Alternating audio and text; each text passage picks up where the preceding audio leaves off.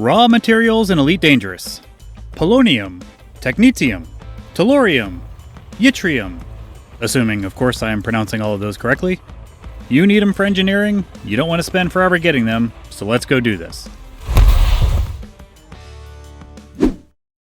So we're going to be heading over to the system HIP 36601, which is about 1600 light years from the bubble. I know, you're thinking, whoa, that's really far. It's not. In my little Diamondback Explorer, it took me less than 20 minutes to get there, so nah, we're not talking about a huge time commitment here. Speaking of which, here's my build. The DBX is great for this particular run because, in addition to its awesome jump range, it's got a nice small footprint, which is useful for landing in uneven or rough terrain. So, while you can take your Mandalay out there, you might just have a difficult time landing close to where you want to go. Other than that, all you absolutely need is a detailed surface scanner and an SRV hanger with an SRV. Anything else is up to you. In any case, depending on your jump range of course, it's going to take around 22 jumps, which isn't bad. Like I said, it took less than 20 minutes. So, when you get to the system, here's a little trick for using the FSS. In the system map, you can pretty easily figure out which body you want to target before discovering it. In this case, we're looking for the moons around the planet C1. Stars are designated in the system map from top down, so here's A, B, and C, and then the planets are numbered left to right, so C1 would be here. So here's the tip. If you want to scan a specific body in the FSS, but don't feel like looking all around in FSS mode, then first just target it in the system map, then point your ship at the target,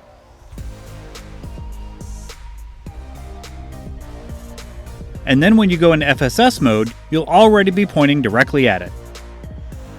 So, first up, let's head to the first moon, C1A.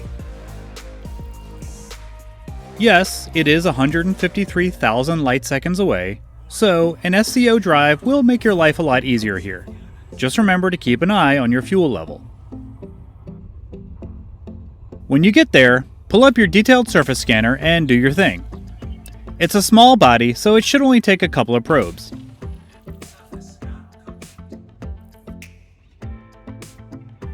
Now, select the crystal shards and head down to the surface in the highlighted area.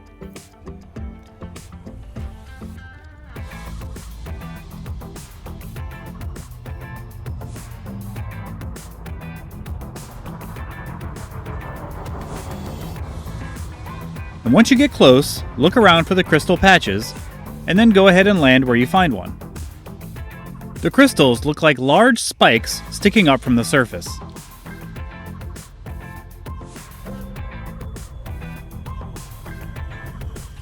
Now after you land, deploy your SRV and head toward the crystals.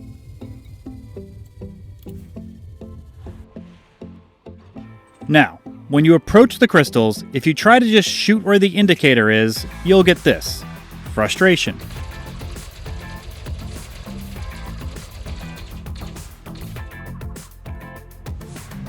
What you need to do is find the little outcroppings and shoot them directly so that they'll fly off in an annoyingly long and slow arc.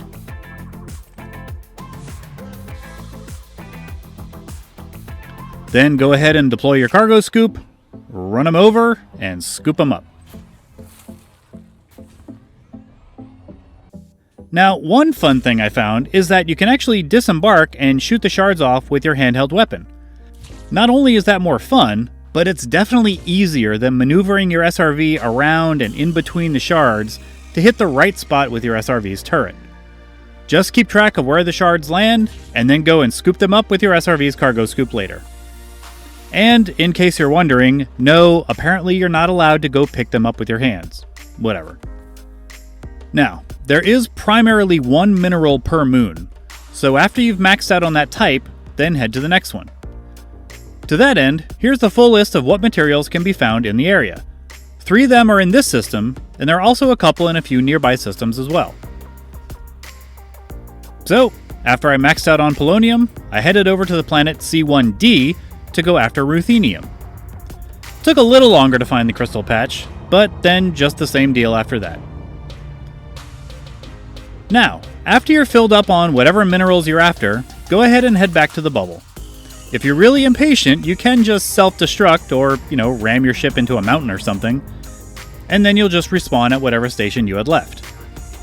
This is, of course, assuming you have the cash for a rebuy, but that's a given, right? In any case, once you get back to the bubble, you can head to a materials trader and, given that these are all grade 4 materials that you scooped up, you can either trade down to fill up on everything in the lower grades, or trade for any specific materials that you're looking for whatever upgrades you're looking to do. So that's pretty much it. If you found this useful, a like, a subscribe, and a share would be greatly appreciated. Now get out there and get those minerals. And as always, fly dangerously, Commanders. I'll see you next time.